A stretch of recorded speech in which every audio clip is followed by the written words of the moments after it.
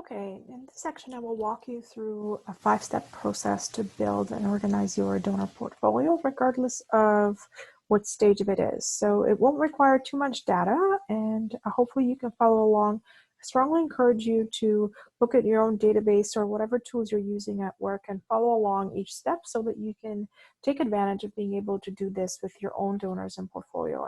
And you can start seeing some immediate fundraising success from this course and transferring it into your everyday work life.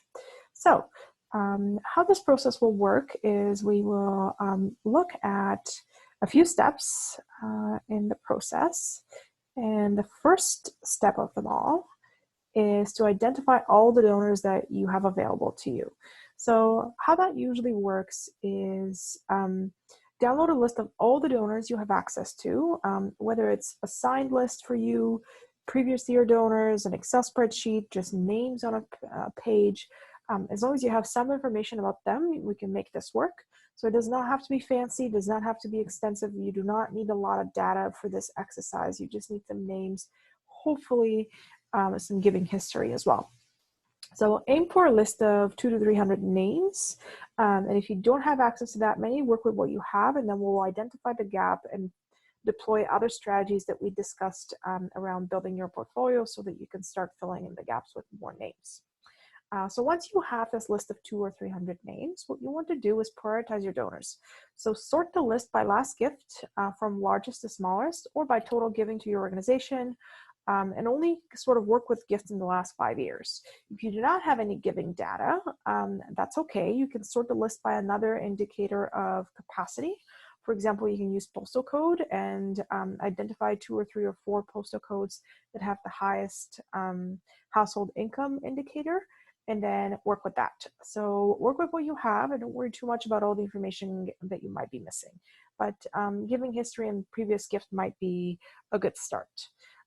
So once you've sorted this out from largest to smallest and you have the list sorted with the top 100, what you want to do is identify those top 100 donors and assign an engagement score based on your best guess. So look at each name individually, have a look at any other information you might have in the database or the source of where they their name came to be. So whether it's a recommendation from someone, whether they've participated in an event, whether they're a board member. So any information that you might have, talk to people, that might help as well. Research the database itself and just do your best guess to identify their engagement. If you do not have any, you can score them all as a 1. That's totally okay. So scoring system is 1 with no engagement at all, and all the way through 4, which is very engaged. So ideally what would happen is you will have a lot of 1s and 2s and very few 3s and 4s, and that's quite okay. The trick is to identify the 4s and the 3s as much as you can, and sort of prioritize the number 2s as well. So this is what it would look like as an example. So, so this is a list of donors. As you can see, I don't have giving history on all of them, but I have some information. So Mr. Smith is a local business owner. He's known to a board member. We do not have any giving history for him. So his engagement score is 1, but he is on the list because we know that they may have the potential to give and they fall into another category as generated lead. Dr. Who has no connection with the organization, but he does have a $250 gift, which in and of itself indicates some engagement. So he receives a score of 2. Mrs. Jones has given 3 times and has attended 1 event, so she's fairly engaged, particularly in the last little while. So she gets a score of 3. Mr. Bastian has 5 gifts, 3 events, and previous board member, so obviously very well engaged. Has given a total of $1,000, so that's someone who is a score of 4. So go through this and identify the engagement score and the giving history. You can use capacity as well, as I said, also postal code. So some indicator of their giving potential, and score those 2. And then after that, what you want to do once you've done this for all 100 is identify the capacity. Again, here's some metrics that you could use for that. So if you have their previous history, work with that. If you don't, identify capacity and work with that. And ideally, you want those 2 to align well. So if you have their previous giving history, you can indicate capacity by their average annual gift to the organization times 10. And if you do not have that much giving history to them, you can take real estate based on the postal code and use the 1 to 2% ratio that we discussed. You can use also publicly available salary or donations to other organizations. So whatever information you have, don't worry is spending too much time on trying to identify the most accurate number. Remember, we're only using this to figure out where to direct your attention, not necessarily to estimate future gifts.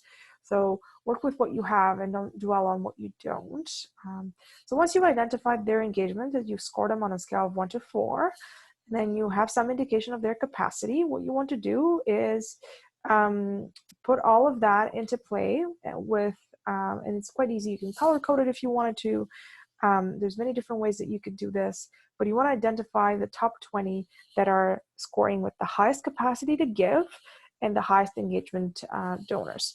So essentially, once you've identified their capacity, what you want to do is score them on 1 to 4, take those top 20 capacity scores and identify the 3s and 4s. Once you have that group, if you have 20, great. If you have 15, then what you want to do is move on to the next lower capacity scale and identify the 3s and 4s there and probably include them as well. Just don't go too far down the list because you might end up with people who actually don't have a lot of capacity. And then the same goes with 3s and 4s. You want to identify anybody that has capacity to make a major gift in that high capacity category. If they don't have capacity to make a major gift, but there's still 3s and 4s in engagement, then they'll move on to another quadrant.